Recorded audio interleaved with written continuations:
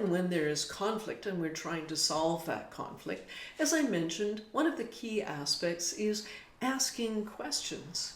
But we also want to be able to hold people accountable, but to do so in such a way that if the project's going sideways, if the project's going off track, if people are in conflict and not working collaboratively, we have to provide that kind of insight for them and the feedback with direction.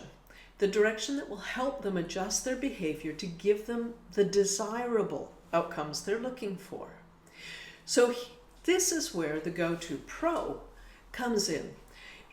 Instead of giving feedback, we're going to offer feed forward that is future focused.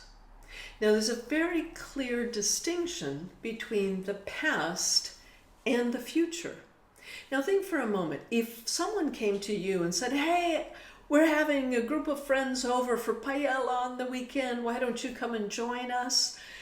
That's a very nice invitation. You don't know if you're going to be able to say yes or no. You might have other commitments, but you feel honored to be invited. There's something else at work in an invitation. What's at work is the agency that one has to answer that invitation. Remember, an invitation isn't an obligation.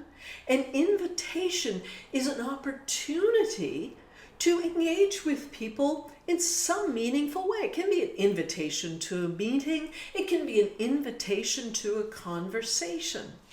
So the agency means that I'm not telling you to come to my meeting. I'm inviting you to a conversation about how we can be what? More successful, happier, less stressed, meet our own deadlines, support other people's success. You can fill in the blanks of this, but you'll notice that that's a future focus. But what do? Most often when we want to give feedback, we say, oh, I've got some feedback for you. Do you have a couple of minutes? I want to talk about what happened at the meeting last week or your presentation. I've got some ideas for you. And what do people say? Yeah, sure, no problem. I'll let you know when I have time. Meaning, no, thank you. So we want to position the action we want the person to begin taking in the future. And as it is an invitation in the future, the individual has the opportunity to say yes or no. So the big difference is we don't say, I have feedback for you. We say, I have some ideas or suggestions that can help you achieve your end goal. Fill in the blank. Do you have a minute? Arrange the time. And then here are the ABCs of effective feed forward. First is future focused. Always have that in mind and simply cut the word back, feedback, out of your vocabulary. And here's why. You see, the past, what is in the past, is disempowering. People can't time travel. They can't go back and redo what you're reporting to them. They also get very defensive. They're wondering, who told you that? Or wait a minute, that's not the way it went down. I'll tell you what really happened. Or I'm going to set this record straight. That's human nature. It's part of the survival mechanism. We're threatened when we get feedback because feedback hasn't been delivered very successfully. And so people feel in some way threatened. They might be hurt because they worked so hard. They might feel wrong. They might feel it's unjust. They might feel, wait a minute, those aren't the facts. But those are all of the reactions we get when we trigger defensiveness in somebody else. So let's not even trigger it. You don't want to report back on what happened in the past. You've done your homework. You have a record of data. It's fact-based information. But instead of picking on the things that you want them to stop doing, that's lazy. That's not leadership. That's what anybody can do. Oh, stop being, getting your reports in late.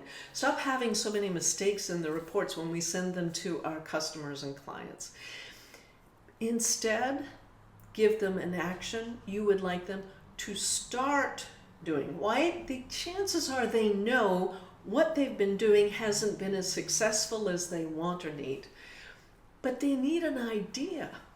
And a leader has that kind of insight, that you can give them some suggestions of something they can do differently in the future that will give them a different outcome. And that's what says to your team members, your employees, your peers, even your own bosses and supervisors or customers and clients. It signals to them that you always have their best interest at heart. You're not settling scores. You're not trying to get even. You're not doing a gotcha moment. You're actually building their capacity. And so make that suggestion about the future. So A is for give them an action they can start doing. B is the benefit to them. You'll get your budget approved faster. You'll get more people to come and join your team.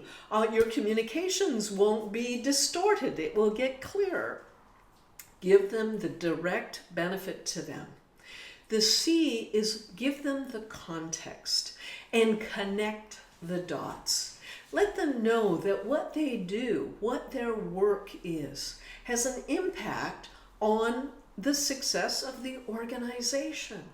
And this is where you appeal to those, the wants, the benefits that sort of are bigger than the individual themselves, because people want to know that they're important and what the work they do is valuable.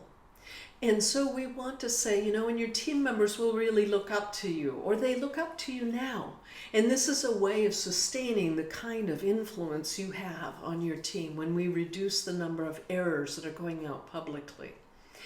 So that is the context. So it's the action, the benefit to the performer, and the context in which the performer operates. And so those are the ABCs of future-focused feed forward. Now, the past is disempowering because we can't time travel and go back and fix whatever's being reported on. The future, however, is empowering because the agency is within the individual to say, yes, I'm going to try that out. But the present is most powerful because we can take action in the present moment. We can get the immediate cybernetic feedback, the data that says, yeah, I think this might work out, or, oh, that's still pretty hard. I'll have to practice it more often to get good at this, to build my competence and my confidence. And that's what leaders do. The go-to pro, the go-to authority, the person that others look up to are the ones that have the best interest of their stakeholders at heart. Stakeholders are your direct reports, your suppliers, your customers, your clients, the community. Stakeholders is a way for us to look at that bigger picture. And a little bit like asking those questions about the orange, do you need the fruit or do you need the peel?